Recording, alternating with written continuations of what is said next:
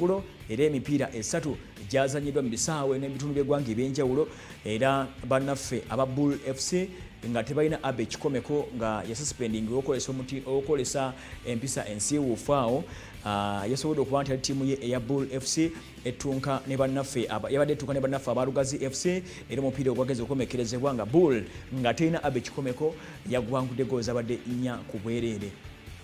Kati Abe Kikomeko ono ayinza okuba yakubye akasimu n'aba notice entuufu ne basobola okuba nti ate bakubye bannaffe aba Lugazi FC goal zabadde 4 ku bwereere. Omukwasi w'olya omuteebi waabwe Nakinku Abudu Kalimu Ndugwa y'omu ku abo abaatebye goal ezo 4 ku bwereere, ate ne Orit mu ddakiika ey'enkagamu naye yasobodde okuba nti ate ateebera club eya Bull FC. Kalimu Abudu Ndugwa yateebye mu ddakiika ya 26 yakubye goal zabadde 2 awo. Kaakati Irale Onek mu ddakiika kiri eri ey'enkagamu 9 naye nasobola okuba nti ate yayambyeko club eya Bull FC nga ettunka ne bannaffe abalugazi okuwangula omupiira ogwo. Bull yaguwangudde goal zabadde 4 ku bwereere mu nteekateeka eyo yennyini ddala. Kakati KCC yabadde ettunka ne bannaffe aba Police FC ku kisaawe kiri kya Philip Omondi Stadium oba MTN Omondi Stadium e Lugogo. Kakati omupiira ogwagenze okukomekerezebwa nga bannaffe aba KCC FC baguwangudde goal zabadde 2 ku 1.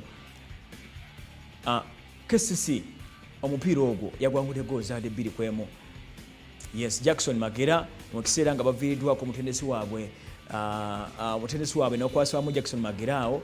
Kakati basobodde okuba nti ate baguwangula omupiira ogwo zabadde 2 ku 1. Shafik Nana yabateye mu ddakiika ey'omusanvu awo. Kakati Osama Arafat namba goal ey'okubiri yabawongoza omupiira ogwo mu ddakiika ey'ensanvu bwetyo. KCC FC newangula omuzannyo ogwo goal zabadde 2 ku 1. Goal ya penalty Police FC yasobodde okuba nti ate etebamu yokka yayise mwana mulenzi Umar Kasumba mu eya penalty awo bwetyo Police FC eya Matia nesobola okuba nti ate tebamu goal yabadde emu yokka Matia Rule mu nteekateeka eyo. Naye KCC yawangudde geemu yaayo awo ng'ekuba bannaffe aba Police FC. Viper Sports Club nayo yemu ku ttiimu ezabadde mu nsiike wali ku kisaawe kyabwe kya St Mary Stadium ekitende. Omupiira ogwo gwanyumidde abalabi.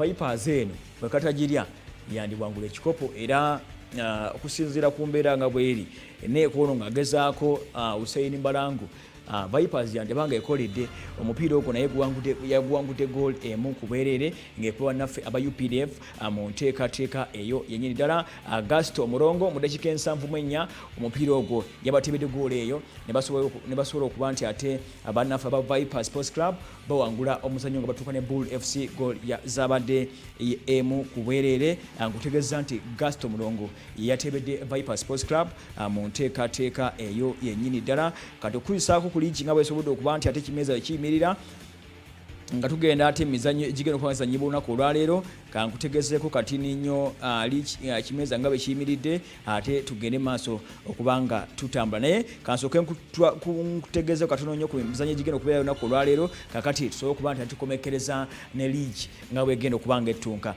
Bannaffe aba Maroons bagenda kuba Loon City abagenda kuba nga battunka ne bannaffe aba NEC FC. Saawa zijja kubeera 10 ez'olunaku olwaleero ku kisaawe kiri ekyakakyeka Stadium. Saawa 10 Mbalala City egenda kuba nga ettunka ne NEC FC. Saawa 10 mu bitundu bye Mbalala awo.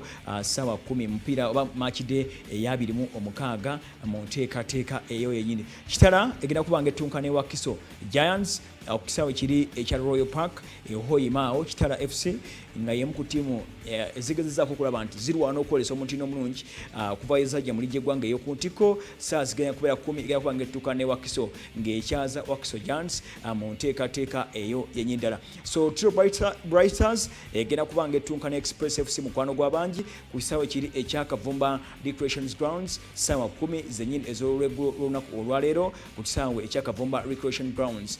So Tiro Bright Stars egenda kuttunka oba egenda kuba nga ekyaza Express FC mu mupiira ogwo ogwa liigi eggwanga ey'oku Ntikko. Mbalala City egenda kuba oba Mbale Heroes egenda kuttunka ne bannaffe aba Maroons saawa 10 ku kisaawe ekya Mbale City. Mbale City Stadium mu bitundu by'embaala awo egenda kubanga ettunka ne bannaffe aba Maroons kutegeeza saa komeso tubakubiriza mugende muwagire ttiimu zammwe ate okulaba nti ate muzibeerawo okulaba nti ate zongera okwolesa omutindo omulungi ku kisaawe kiri ekya Nakivubo Stadium ekiri wano mu kibuga Kampala URA egenda kubanga ekyaza Esivira mu nteekateeka eyo yennyini ddala era nga URA egenda kubanga ezanya bannaffe aba Esivira mu liigi y'eggwanga ey'oku Ntikko mu nteekateeka eyo yennyini kale okuyisa ku kimeeza nga bwe kiyimiridde